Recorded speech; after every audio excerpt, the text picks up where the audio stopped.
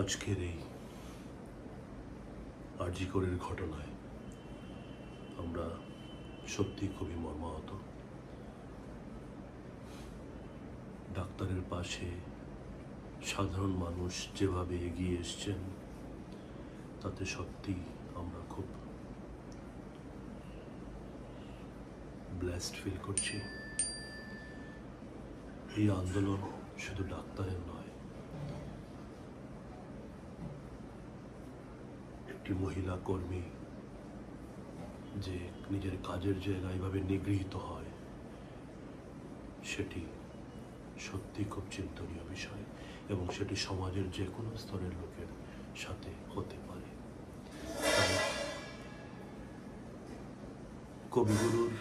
কবিগুরু রবীন্দ্রনাথ ঠাকুরের এই গানটি মনে পড়ছে, আগুনের পরশমণি ছোঁয়াও প্রাণে।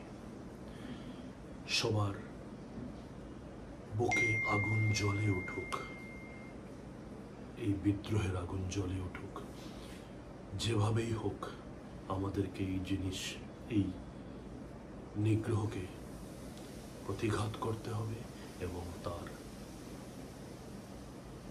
সুবিচার আমাদের অতি সত্বর পেতে হবে।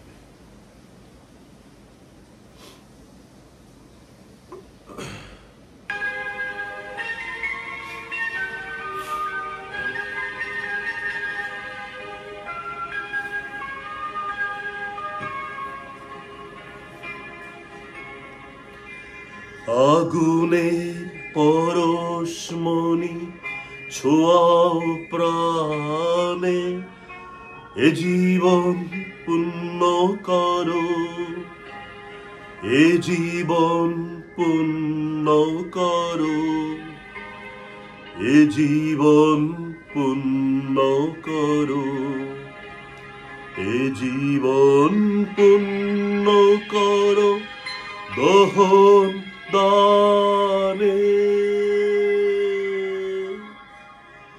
আগুনের পরশমণি ছোঁয়াও প্রাণে।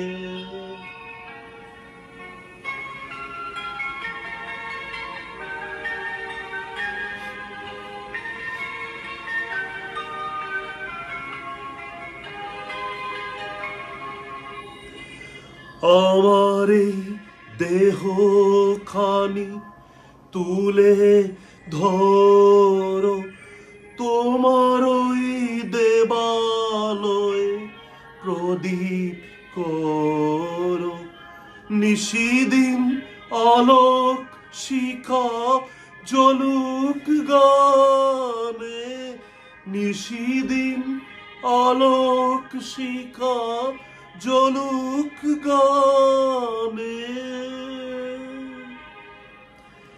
আগুনের পরশমণি ছোঁয়াও প্রাণে।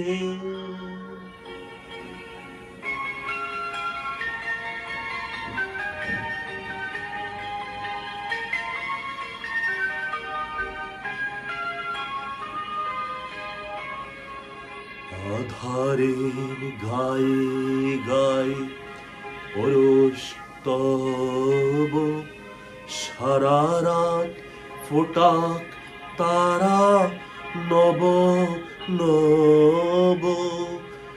আধারে গায়ে গায়ে পরশ তব, সারা রাত ফোটাক তারা নব নব।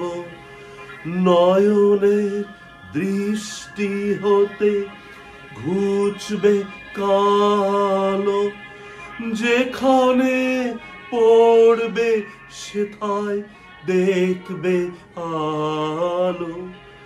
ব্যথা মোর উঠবে জলে ঊর্ধ্ব পানে, ব্যথা মোর উঠবে জলে ঊর্ধ্ব পানে।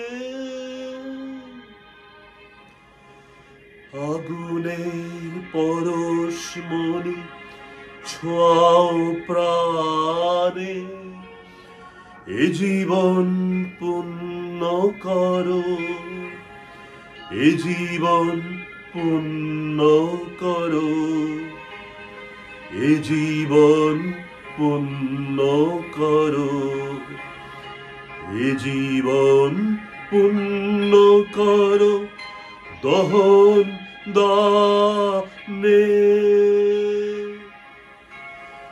আগুনের পরশমণি ছোঁয়াও প্রাণে।